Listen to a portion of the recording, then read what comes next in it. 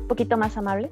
Es una muy buena oportunidad que tenemos para acercarnos un poquito más a la población adolescente, que es justamente en este momento una de las poblaciones que se ha visto un poco más afectada, tanto en la situación de la contingencia eh, sanitaria con respecto a lo del COVID-19 y muchas otras cuestiones en particular. Entonces, recordemos un poquito, quisiera nada más como, pues, ir metiendo en ámbito en lo que funciona esta parte técnica, también en situación para ustedes. Recordar un poquito que la etapa de adolescentes, la Organización Mundial de la Salud la define para en la edad que existe entre los 10 y los 19 años, pero tomando en cuenta que la cuestión de adolescencia es más bien una definición a nivel social, es una situación a nivel psicológico también, porque abarca todos los cambios que tienen que ver en cuestión de conducta, en cuestión de algunos cambios físicos que ciertamente van a traer también un cambio a nivel a nivel psicológico, el hecho de decir, bueno, yo tenía una estatura antes y ahora no la tengo, ahora tengo cierta aparición de vello en algunos sitios donde no lo tenía, empiezo a tener una estatura, a tener una constitución física que anteriormente no existía. Eso de alguna forma sí nos trae algún cambio y el hecho de decir, bueno, ahora quién soy, a dónde vengo, a dónde voy. Y obviamente pues ya no soy una persona que está al tanto o que tiene que estar otra persona a mi cuidado. Entonces, de pasar de ser una persona dependiente a una persona independiente, sí nos trae ciertamente algunos cambios a nivel psicológico, a nivel social. La pubertad, que eso es lo que a veces es lo que puede llegar a ser un poquito confuso, la pubertad hablamos netamente de los cambios fisiológicos. Eso es lo que estamos haciendo, es hablar como tal del crecimiento, brote puberal, la aparición de características sexuales secundarias y el desarrollo incluso a nivel neuronal o a nivel fisiológico y la maduración que conlleva este proceso de maduración. Am, en esta parte, por hablar de este cambio y de esta situación en la adolescencia, muchas situaciones que ocurren, el hecho es decir, ok, ahorita lo que comentaba un poquito del género y del si es cisgénero o si soy género fluido, si estoy cambiando, hay que recordar que una cosa estamos hablando de sexo y otra cosa es género. Género lo que estamos haciendo es de qué rol me identifico con respecto a mi sociedad. Y el sexo como tal, estoy hablando de qué características físicas tengo. Eso de alguna forma a un adolescente puede llegar a traerle la confusión o el hecho de decir, ok, eh, si yo me identifico físicamente como un hombre, ¿qué pasa o por qué estoy haciendo algunas situaciones que aparentemente no corresponden al rol que puede estar llevándose en mi sociedad? Eh, de forma, digamos, como que típica, yo tengo entendido más bien lo que es como la estructura tradicional, es de que al ser hombre necesito hacer una pareja con una mujer y con ello llevar a cabo una reproducción. Pero ¿qué pasa si yo no me identifico con ese sitio? ¿Qué pasa si yo no me identifico con esa situación? Entonces, ahí es donde el adolescente, en su búsqueda de su identidad y en la búsqueda de todo lo que está pasando alrededor y de cómo ubicarse dentro de la sociedad, es lo que puede traer algunos conflictos. Eh, hay que estar pendientes. Muchas personas todavía consideran que esto puede ser algún tipo de desviación. Realmente esto es algo que quisiera también como dejar en claro que no es una situación anormal, no por el hecho de tener cierta orientación este, sexual o cierta preferencia, es que voy a tener algunas características, algunas situaciones diferentes o que voy a tener algunos riesgos diferentes. Eh, sí puede intervenir mucho el hecho de que por ser adolescente y la forma en la que estoy llevando mi desarrollo neuronal, estoy teniendo un cambio y esto puede llevarme al hecho de decir, ok, puedo realizar algunas funciones mecánicas o tengo mucha mayor habilidad a nivel este, anatómico que en otras ocasiones no lo tengo. Esto puede cambiarme. Entonces, eso también traer como ese cambio y esa situación de que un adolescente puede encontrarse en un punto de, de decisión o en un punto crítico de decir qué es lo que tengo que hacer ahorita, ¿no? Ah, hablando como de la comunidad, este, como tal es la situación de la comunidad LGBTTI+, Eh, lo que se refiere son las siglas a los diferentes eh, tipos de género en la que una persona se puede identificar, tanto género como tipo de orientación sexual. Estas son las siglas, de hecho lo que se identifica más o es un poco más fácil de reconocer o es más común encontrar es el LGBT, que corresponde a personas que son lesbianas, personas que son gay, personas que son bisexuales, transexuales, transgénero, pero a estos también se agregan otros grupos que son de importancia también para la comunidad, en aquellos en los que los demás no pueden ubicarse de una forma, digamos, como tan sencilla, o que no corresponden a un género, se dice binario, binario hombre-mujer, recordemos el código binario, o sea, 0-1, algún género que vaya diferente a esto es lo que nos puede traer ese cambio y el hecho de decir, bueno, como adolescente, ¿a dónde es que me estoy dirigiendo un poco más? ¿No? Um, hay otras siglas que corresponden a las personas que son travesti, a las personas que son transgénero, a las personas que son transexuales, o sea, aquellas que se encuentran en una transición entre un sexo y otro, o la identificación de un género con otro, y las personas que son intersexo. Esto ya hablando un poquito más en una situación anatómica o fisiológica en la cual el aparato reproductor se puede encontrar o duplicado o de alguna forma como eh, no definido entre alguno de los dos. Eh, Parte de esto también tendríamos que hablar un poquito de los números, de qué es lo que está ocurriendo o qué tanto estamos hablando de una repercusión a nivel de población, porque una vez que lo ponemos en números es bastante sencillo entender qué es lo que estamos abordando. Unas cifras, ahorita se las quiero presentar, se las quiero compartir, pero se las estoy comentando de una vez. Es que en la encuesta nacional de valores de juventud, que es del Instituto Mexicano de la Juventud, para el 2012 se consideraba que había un 3.7% de población entre los 12 y los 19 años. Si vemos, es una población pues relativamente grande. En la encuesta sobre discriminación por motivos de orientación sexual e identidad de género que se realizó en el 2018, se hizo una encuesta a aproximadamente a 12.330 personas. De estos, 5.9 correspondían a personas de 12 a 17 años y 54.3 de 18 a 29. Con esto, lo que quiero ubicar es que la población entre 12 a 17 años sí se considera como una población que está teniendo alguna afectación también por parte de la discriminación o que es considerada también en en esta ventana de oportunidad de abordaje.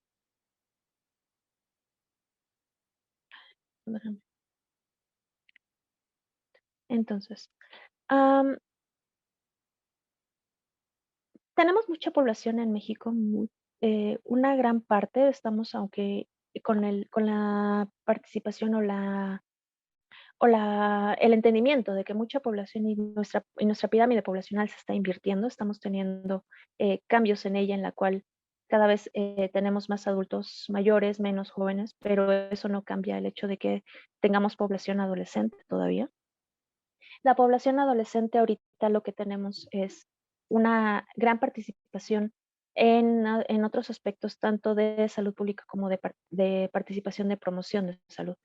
Em, Muy importante ubicar un poquito que en esta etapa fisiológicamente hay una maduración neuronal en la que ocurre una poda que ayuda a que una maduración que va de occipital hacia frontal, perdón, me voy a...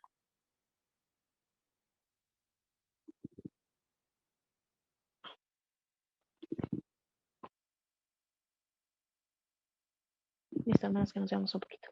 Eh, Esta parte de la maduración neuronal a nivel neurológico y en la etapa adolescente, apoyando un poquito la situación de cómo está la maduración y la aparición de características sexuales, la maduración neuronal se lleva de occipital hacia frontal.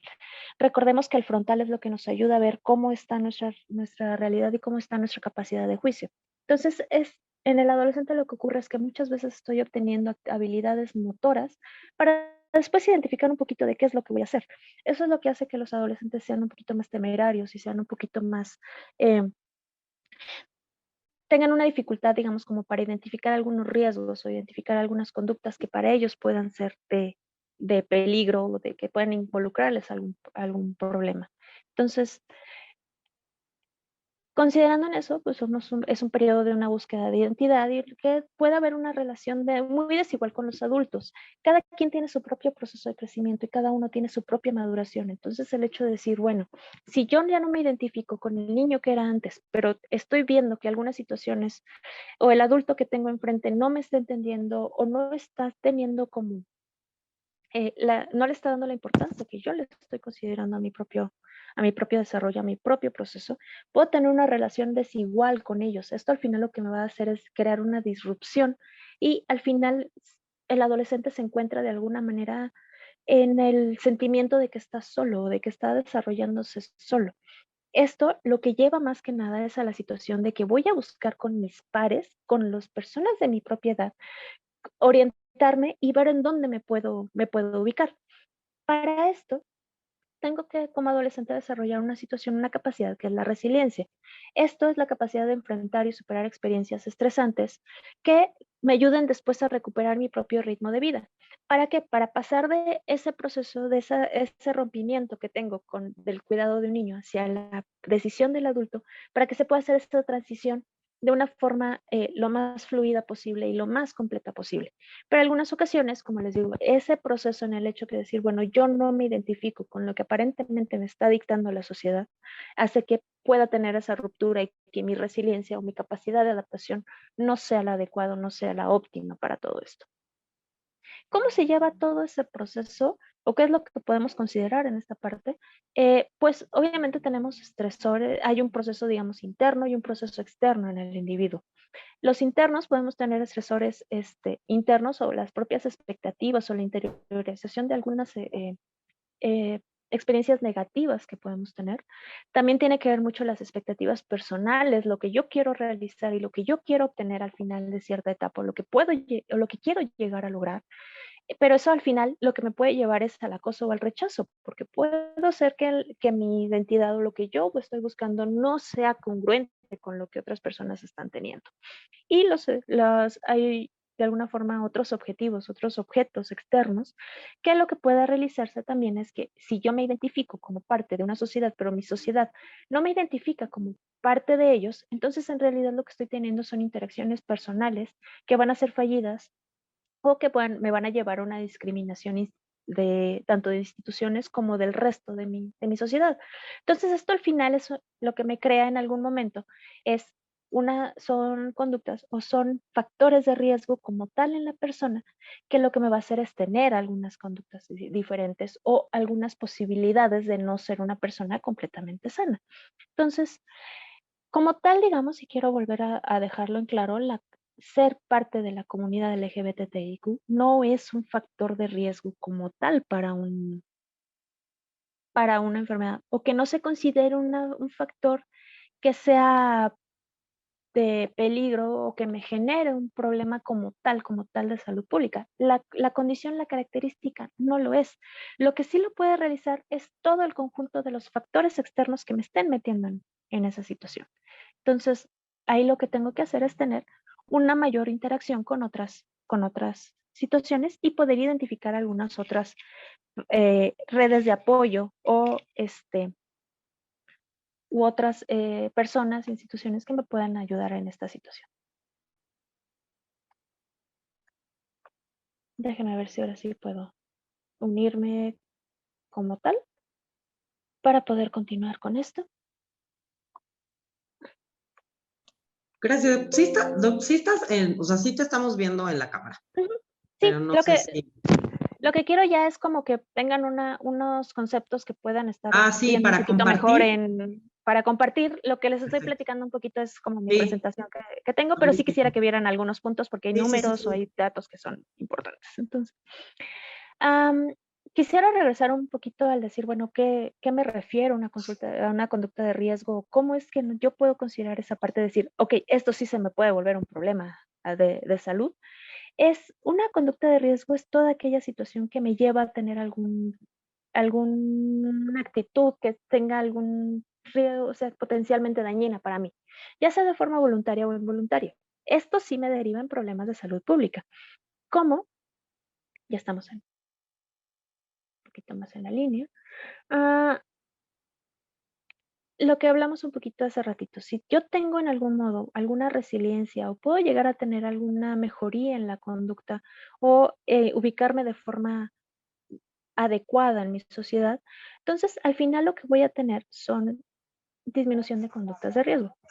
Espérame un tantito, creo que ya estamos acá. Déjenme saludar más. ¿No? Les agradezco a todos la paciencia, muchas gracias. Perdón, sí me cayó una tromba ahorita, ha sido terrible y esto al final sabemos que la Ciudad de México es un poquito susceptible a todos estos cambios. Entonces, una disculpa, espero de todas formas poder cumplir sus expectativas en lo que estábamos platicando. Entonces, voy de vuelta. Entonces, ¿qué es conducta de riesgo a lo que me puede ser potencialmente dañino para mi salud? Y esto sí convertirme en un problema de salud pública. Ahora sí, en el 2017, estos eran los números que quería que se vieran, que pudieran observarlos para que pudieran hacer el análisis. En la Youth Risk Behavior Survey de la CDC en el 2017, se consideran varias conductas de riesgo, varias situaciones que han afectado sobre todo a la población LGBTIQ+. El más corresponde a otros aspectos, otras eh, características o algunas otras situaciones de género que no se pueden ubicar como tal dentro de estas siglas. Porque pues de aquí, vamos, se abre una gama de colores y se abre todo un pantone de actividades que pueden ser muy diferentes. Entonces, la CDC en este momento lo que hace es ubicar algunos factores en especial. Violencia, se ve que esta comunidad se enfrenta un poquito más al uso de armas en un 16.2%, al bullying físico y al ciberbullying en un 33% y 27.1% de cada uno, violencia sexual en 22.2% y depresión y suicidio en 63%. El uso de drogas, tanto de tabaco, marihuana, alrededor de 41-50%, otro tipo de drogas de 3.4-12.4%, o el uso de algún otro medicamento que puede ser eh, a lo mejor algunos over the counter o algunos medicamentos psiquiátricos en 24.3%. Conductas sexuales de riesgo en el hecho de decir, bueno, si no tengo tanta esa situación de resiliencia o no estoy teniendo tanta la identificación de qué es lo que quiero hacer o dónde estoy, a dónde voy. Entonces lo que voy a hacer es probablemente tratar de identificarme un poco más o tener alguna otra guía de qué es lo que está pasando. Entonces, sí puedo meterme en algunas conductas sexuales de riesgo que me lleven a tener alguna infección de transmisión sexual o algún otro tipo de alteración. Como tal, la vida de esta población, vida sexual activa temprana, pues se puede encontrar 33.7%, de esto temprano menos o menos de los 13 años, el 6.1%. Si se dan cuenta, el uso de preservativos se reduce a un 40% de la población, entonces pensemos en el 60% que probablemente no lo utilizan, que se someten a un test rutinario de VIH en el 14%, considerando que dónde está el resto de ese por ciento que no lo realiza. Y en la alimentación también consideramos mucho que al ser una situación en la cual si estoy teniendo discriminación, estoy teniendo problemas de depresión, problemas en las que no estoy a veces tan acorde con lo que está representando mi cuerpo, la imagen que está, con la estructura que tengo, puedo tener trastornos de la conducta alimenticia también, asociados o consecuencia o como causa de, teniendo con ello un pobre consumo de algunos alimentos que son ricos o incluso el sedentarismo debido a que no me quiero movilizar, no quiero salir, no quiero hacer otra actividad porque no sé dónde estoy. Con respecto a la violencia, es la quinta causa mortal en México, reportada en el 2017. Sabemos que todavía andamos más o menos en esas cifras. Es la primera causa en los 10 a 14 años y la segunda entre los 5 considerando el grupo de los 5 a los 24.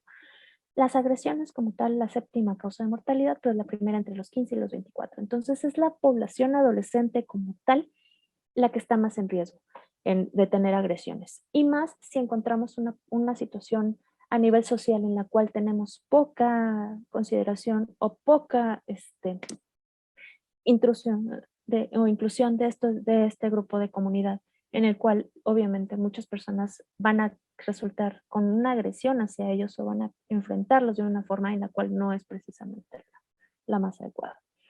La encuesta nacional sobre discriminación y juventudes en el 2016 abarcó 1.079 personas, de estos el 20.9% son adolescentes, y ellos reportan qué es lo que ha pasado con ellos, cómo han percibido la, la, la forma en la que están viviendo. Entonces, de esto se considera que el 54.9% han sufrido una agresión verbal, el 35.3% una violencia psicológica y el 20.8% violencia física. Como ven, son porcentajes altos. Al menos la mitad de las personas que se encontraban en esta encuesta sufrieron un tipo de agresión verbal en algún momento de su vida. Hablando de discriminación, la DOSIC en el 2018, vamos a encontrar que al menos qué porcentajes de la población tuvo que ser, de acuerdo al porcentaje de población identificada que identificó sexual, que tuvo su orientación sexual identificada en edades tempranas por experiencias vividas según la adolescencia. Muchos tuvieron que esconder su orientación sexual o la identidad de género. Algunos tuvieron conductas de burla o molestia hacia otra persona por la orientación sexual. Escucharon comentarios negativos o ofensivos por su orientación sexual. Tuvieron agresiones físicas o sufrieron algún tipo de abuso o violencia sexual. La mayoría, como en esto lo que vemos es que incluso algunos resulta que esconden esta situación. Se ven en la necesidad de decir, mejor no me expreso como soy, mejor me mantengo callado, porque si no lo que voy a tener es la repercusión en los otros aspectos. Pero si se dan cuenta, esta encuesta lo que nos abarca también es en qué ambiente es donde están realizando la mayoría o donde se están presentando la mayoría de estas situaciones. Entonces, vemos que en familia hasta un 92% tuvo que esconder su orientación sexual. En la escuela se presenta la mayoría de las conductas de burla o comentarios ofensivos. Y también en la escuela se encuentran agresiones, o sea, los mismos pares a veces son los que están teniendo este problema. Pero si se dan cuenta, también hay mucha participación en familias y en el ámbito en general, o en el vecindario. Cuando a estas personas se les pregunta, bueno, ¿quiénes fueron y dónde fueron la mayoría de las veces que se encuentran con ese tipo de situaciones? La mayoría desconocidos o población en general, bueno, hasta un 50% son quienes les han realizado violencia, compañeros en un 40.6%, pero consideren aquí que un 33.5% también reporta que los padres han realizado este tipo de violencia hacia ellos. O algunas veces en la escuela los profesores también lo llegan a hacer. Entonces, el hecho de decir, bueno, si yo, hasta me someten a burla mis compañeros o mis propios tutores, mis propios adultos que son con los que estoy teniendo esta orientación, son los que se burlan. ¿Dónde ocurre habitualmente? En la calle o en un espacio público, pues después puede ser en la escuela y en el último, en el hogar. El hogar es donde debe de ser el sitio en donde más protegidos estamos, en donde más cómodos estamos. Y si pueden ver, muchas personas no se pueden encontrar en este ámbito. Entonces, muchos adolescentes están en riesgo de que si dentro de su propia escuela perdón, de su propia casa están teniendo esta discriminación, si lo ponemos en el contexto de la contingencia o la pandemia por COVID en la cual estuvimos mucho tiempo permaneciendo en casa, imaginen la realidad diaria de estas personas que se enfrentan a este tipo de violencia porque están en casa. Entonces, esto al final sí nos repercute mucho, tanto en salud mental o en salud física. Eh, haciendo un poquito de memoria, en 1973 la homosexualidad se descartó ya como un desorden mental, entonces ya no se considera así, aunque todavía algunas personas llegan a decir que algunos pueden llegar a curar la homosexualidad o pueden llegar a tener algunas terapias para que no sean de esta forma o no tengan estas características. Esto, de todas formas, vemos que están teniendo una discriminación constante por instituciones, por sociedad y por familia, porque todavía muchos están teniendo la idea de que sí es un desorden mental y en realidad la persona es la que está enferma. Deriva en un 18% de personas con depresión en esta comunidad o un estrés postraumático debido a todos los eventos de violencia que ya platicamos anteriormente, hasta en un 11.3%. Por lo mismo, esta comunidad tiene 2 veces más riesgo de suicidio En la encuesta que platicábamos anteriormente, del 2016, una de cada 5 personas lo han pensado alguna vez. En el 2018, algunos reportaron hasta el 47.8% que en algún momento han tenido una ideación suicida, y de estos 21% han tenido un intento. Entonces, este 21% son personas que en algún momento han llegado a una atención hospitalaria o a una atención de urgencias por una ideación suicida o por un intento de suicidio, intento de autólisis. Entonces, eso al final, si se traslapa en números, es una cantidad importante, tanto de recursos como de personas que requieren este tipo de atención. Se ve esto, que la ideación suicida o el intento de suicidio se asocia mucho a la cuestión de las agresiones, llegando a tener una alta probabilidad, una alta relación cuando se utilizan agresiones con armas, si hay acoso escolar, abuso sexual, y en aquellos pacientes que presentan un ausentismo escolar por falta de seguridad. Si vemos que un adolescente prefiere mejor omitir las clases, no quiere ir a la escuela, se encuentra rebelde porque no quiere realizar algunos deberes o no quiere tener algunas actividades escolares o actividades extraescolares a las que se le esfuerza, creo que es un punto aquí de considerar el hecho de decir, ok, ¿qué más está pasando? Porque muchas veces nuestros adolescentes, o el hecho de tener esa diferencia en pensamiento, esa diferencia con los adultos, muchas veces lo que lleva es a que ellos se permanezcan callados y no quieran expresar por el miedo a ser discriminados o a que se les dé la burla o no se les tome en serio su forma de ser o su palabra. Entonces, ese es un punto también a considerar por muchos de nosotros como adultos, que somos los que atendemos a adolescentes o los que nos encontramos en este aspecto, que podemos tener cierta participación o pacientes adolescentes que nos estén haciendo como un grito silencioso, que nos estén tratando de llamar la atención, y no, en muchas ocasiones los tildamos o de pereza o de rabia o de que son pacientes muy complicados de tratar. Eh, son personas, la comunidad, son personas que toda persona que sufra discriminación o que tenga algún momento de depresión o algún intento suicida o que se sienta discriminado, no solamente hablando de la comunidad, aunque es nuestro grupo ahorita de abordaje, pero sí lo quiero abrir a que cualquier persona que tenga este tipo de trastorno obviamente va a tener posibilidad de uso y abuso de sustancias, en el hecho de que trato de liberarme del estrés sustituyéndolo con alguna sustancia o tratando de integrarme a un grupo, probablemente me lleven a tener esta conducta, o tratando a veces como de distraerme o de encontrar algún refugio. Muchas personas toman esta opción. Entonces se vuelven más hacia el consumo de tabaco, alcohol, marihuana, éxtasis.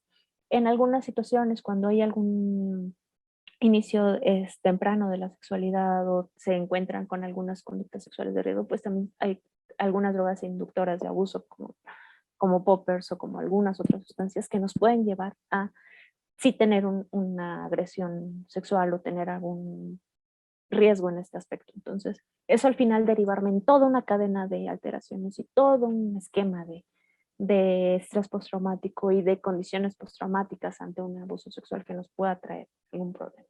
Sobre todo aquí lo que hay que considerar es que no se desarrolle en edades tempranas y que no se derive en una adicción como tal. Platicado un poquito de esto, alteraciones en la imagen corporal que podemos llegar a tener. Obviamente, si es una persona que dice, yo no me identifico como tal, puedo ser una persona que sea transgénero, que estoy cambiando de hombre, estoy teniendo una transición de hombre a mujer o mujer a hombre, o tratando de identificarme a veces en un intermedio. Esto muchas veces pues me va a traer en alguna alteración de la imagen corporal, decir, bueno, yo no me identifico al tener senos o no, yo no me identifico a tener cierto tono de voz o a tener cierta composición muscular, o al contrario, yo no me identifico con tener un testículo pene, yo me identifico más con otra cosa. Entonces esto al final sí me puede traer cierta, cierto cambio, cierta alteración que me lleve a tener otro tipo de consideraciones psiquiátricas como la ansiedad, depresión o conductas de autolesión, o el hecho de decir, bueno, trato de ubicarme más en la imagen en la que estoy, en la que quiero ser.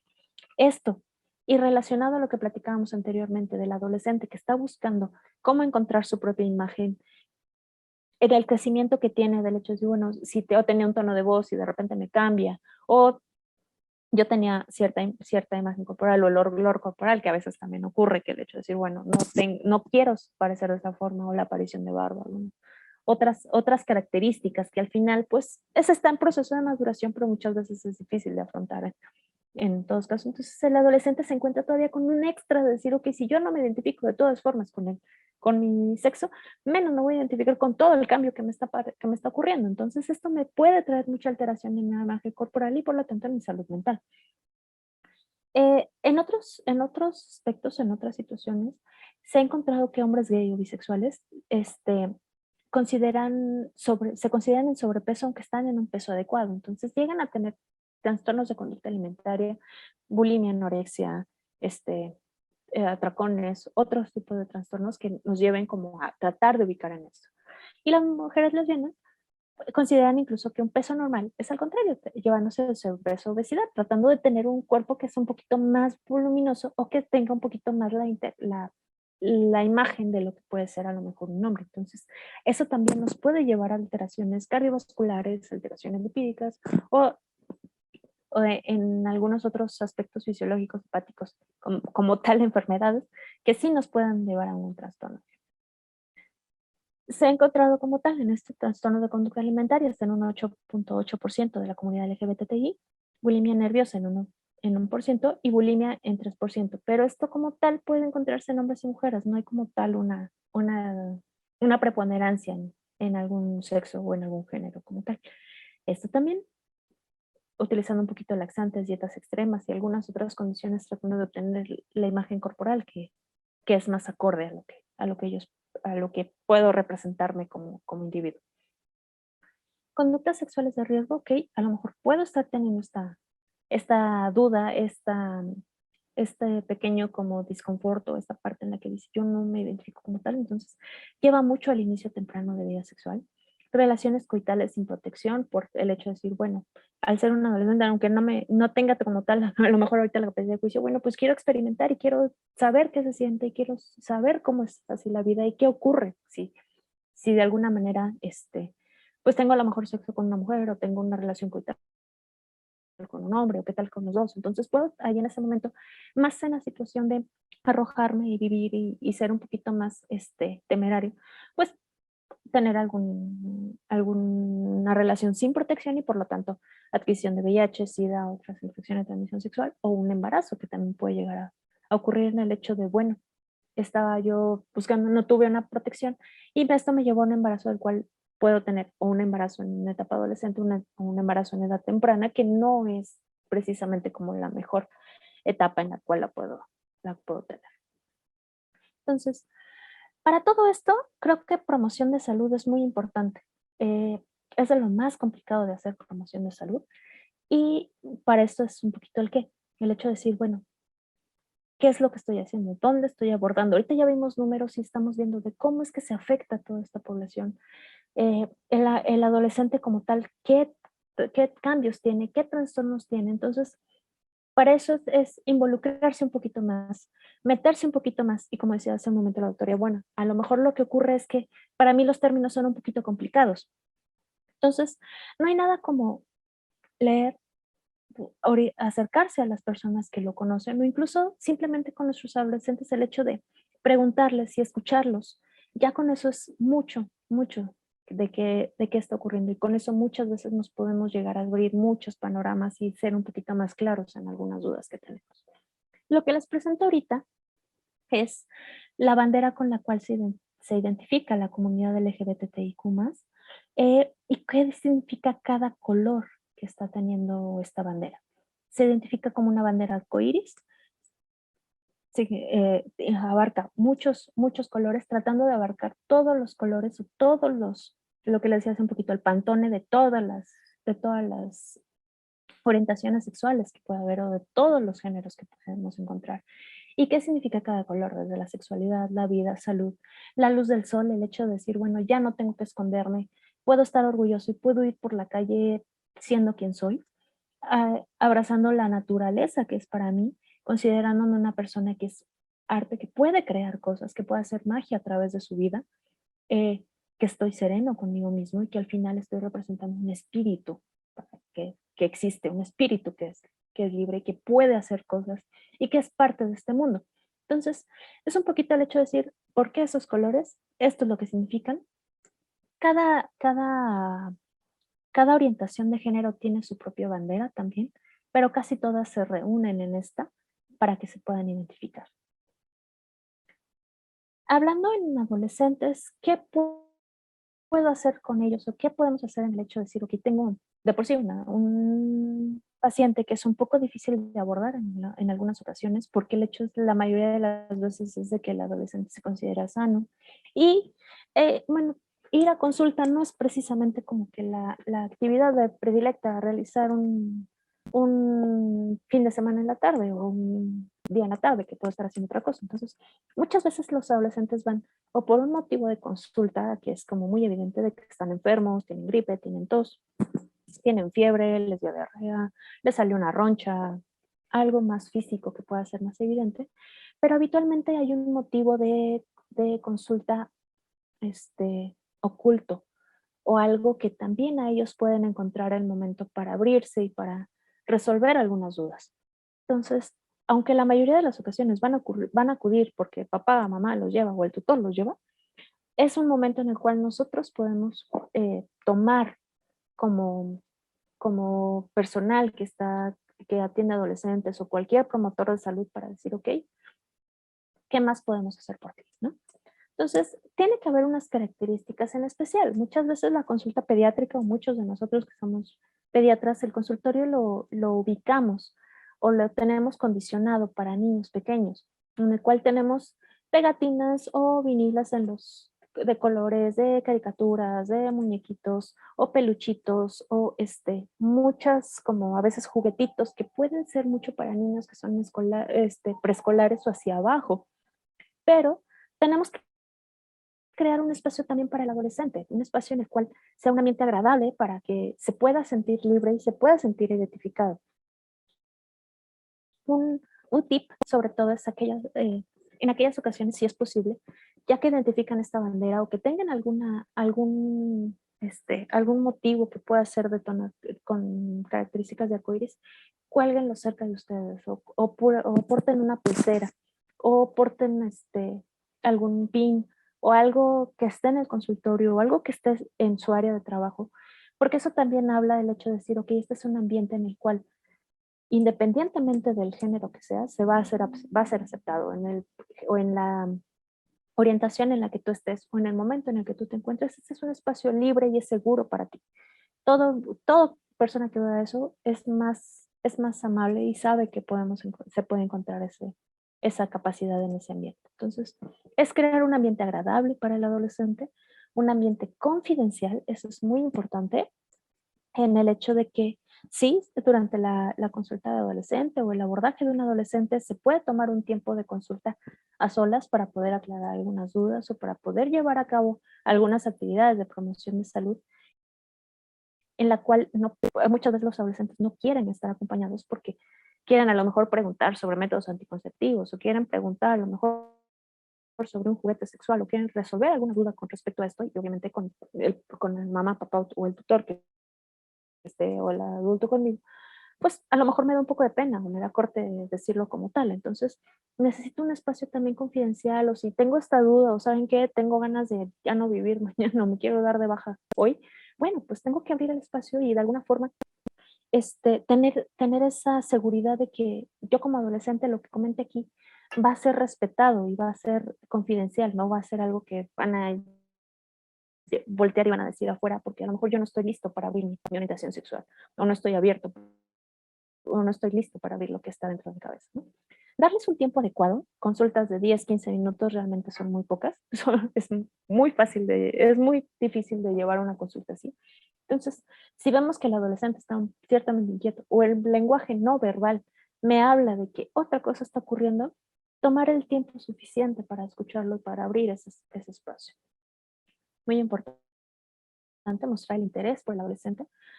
Con eso el hecho de a veces simplemente voltear y preguntarles, bueno, si tienes dos nombres, ¿cómo prefieres que te llamen? Un punto muy importante para esto es decir, ok, ¿cuáles son tus pronombres? Creo que esa es una pregunta que tiene que irse estableciendo poco a poco con los adolescentes, Porque simplemente el hecho de decir, ok, ¿cuál es tu pronombre? No sé, resulta que eh, tiene nombre, no sé, por decirles un ejemplo, Laura. Sí, pero mi pronombre es él, yo me identifico como un él, ok, tengo que cambiar entonces mi forma de dirigirme a ese adolescente. Ok, ¿cuál es tu nombre? ¿Cómo quieres que te llamen? Y con eso muchas veces ya se abren los adolescentes, se encuentran en un ambiente seguro, un ambiente tranquilo en el cual pueden encontrar ese respeto y esa confianza de abrirse y de poder resolver otras dudas. Y obviamente ese es un individuo que podemos resolver y que podemos tener mucha mayor participación a nivel de promoción de salud para evitar estos riesgos. Entonces, y una cosa muy importante, algunas veces, o sea, nosotros como personal de salud o como médicos, enfermería o quien sea que esté tratando a un adolescente, muchas veces vamos a emitir un juicio en el cual, oye, es que eso no está bien, eso está mal o lo que estás haciendo no es correcto. Esta entrevista o esta plática con el adolescente no se hacen juicios de valor. Puede estar con una actitud no adecuada o puede ser algo que no esté siendo lo más saludable para él, pero no tiene que hacerse un atropellamiento a lo que está diciendo, no tiene que hacerse una cancelación, no tiene que hacerse digamos, como una agresión con el hecho de decir, oye, no, es que estás completamente mal. Sí, sí se vale llamarles la atención, sí se vale decirles, oye, sabes que creo que lo que estás haciendo no es precisamente lo correcto, pero ahí vale la pena escuchar el por qué lo hacen y nosotros explicar el por qué no, mejor realizarlo de otra forma. Y eso abre mucho. Pero si ya hicimos lo anterior, muchas veces el adolescente se va a abrir a que podamos hacer ese tipo de comentarios, que podamos tener una entrevista mucho más dinámica y que puedan escucharnos mucho mejor. Una herramienta muy fácil para revisar y el hecho de decir, ok, ¿cómo puedo ver todos estos factores de riesgo en mi adolescente? Un acrónimo que se llama HEADS, que abarca los siguientes aspectos: el hogar, la educación, si tienen empleo, cómo es su alimentación, las amistades, actividades deportivas, actividades extraescolares que realizan. Y hay un apartado importante que es qué onda con las drogas, qué pasa con la sexualidad, qué, cómo están los sentimientos y qué ha pasado si tenemos ideas de suicidio o no. Durante una consulta, lo primero lo podemos preguntar así como de, oye, pues, ¿con quién vives? ¿En qué año estás? ¿Cómo te llevas con tus amigos? Oye, aparte de la escuela, ¿qué más haces? ¿Qué haces en tiempos libres? ¿Tienes algún empleo? ¿Qué te gusta hacer? Bla, bla. Pero en el ambiente, ya cuando vamos hacia la situación de drogas, sexualidad o sentimientos, sí podemos tomar un momento con el adolescente o con el tutor y decirle, ¿me permite un momento? Quiero tener un momento confidencial con el adolescente para aclarar y resolver algunas otras dudas que probablemente tenga. Es un motivo de oportunidad para dar información adecuada, completa, resolver dudas, ver cómo están las redes de apoyo de ese adolescente, fortalecerlas y hacer una intervención multidisciplinaria. Recordemos que no estamos solos, tenemos muchos compañeros alrededor nuestro. Como les comentaba, cualquier persona que sea un promotor de salud puede ser el odontólogo, puede ser la enfermería, puede ser el pasante de medicina, puede ser el médico, es súper especialista, el cirujano cardiotorácico, es el pediátrico o el o a veces la enfermera que está recibiendo al paciente en consulta. Entonces, todo aquel es un promotor de salud, siempre y cuando todos estemos con la misma mentalidad de que podemos abrirnos a los adolescentes. Podemos favorecer los factores protectores y esto qué es, crear una red y encontrar la red que está alrededor del adolescente. Ubicarnos a nosotros como médicos o como profesionales de salud, cómo está la familia, podemos reforzar ahí un poquito, ubicar personas que son más afines. La escuela, si muchas veces el ambiente escolar es donde está el problema, podemos también intervenir ahí un poquito. Los amigos, cómo están, qué ocurre con la pareja o parejas, puede llegar a pasar. Y esto al final, porque todo deriva en las instituciones con las que estamos, o las instituciones en las que trabajamos, o las instituciones en las que nos forman y que al final rigen todo lo que estamos haciendo con respecto a los adolescentes. Entonces, las dinámicas de salud pública, los programas y la forma en la que se lleva todas estas instituciones, tanto normativas como a nivel campo, pues es muy importante el ubicarlos y saber qué es lo que podemos hacer en este aspecto. Con esto finalizo. Nuevamente, muchas gracias por la invitación. Discúlpenme los problemas técnicos. Espero con esto haber abarcado un poquito lo que pensábamos en esto. Hablar sobre esto de adolescencia, la verdad es que para mí es apasionante porque es una población que aparte de que tiene muchos potenciales, tiene muchas cosas que están ocurriendo, la mente de un adolescente es tan amplia, es tan grande que a veces nos podemos llegar a perder mucho en ellos y ellos mismos también pueden llegar a perderse un poquito. Eh, Les presento son mis datos por cualquier situación, quedo a sus órdenes en mi correo electrónico, es mi número, es mi correo personal. Por parte de la Asociación Mexicana para la Salud de la Adolescencia, estos son nuestros correos, página web, Facebook también, y el correo que si quieren mandar un mensaje directamente a la página de Facebook o al correo, los contestamos de forma personal. Y quisiera tomar nada más 2 segunditos para comentarles que del 12 al 14 de agosto del 2022 vamos a tener el 8º Congreso Mexicano para la Salud de Adolescentes y Jóvenes. En este caso, haciendo honor a la doctora Graciela Olmos García de Alba, una médico-pediatra, adolescentóloga muy importante con respecto a la historia del adolescente y la atención de adolescentes en México. Y es el primer Congreso Virtual Internacional para la Salud de Adolescentes y Jóvenes. Entonces, mayores informes los pueden encontrar en nuestras páginas o cualquier cosa pueden encontrarme en el correo. Y agradezco nuevamente el espacio para poder platicar un poquito con ustedes. Estoy abierta a las dudas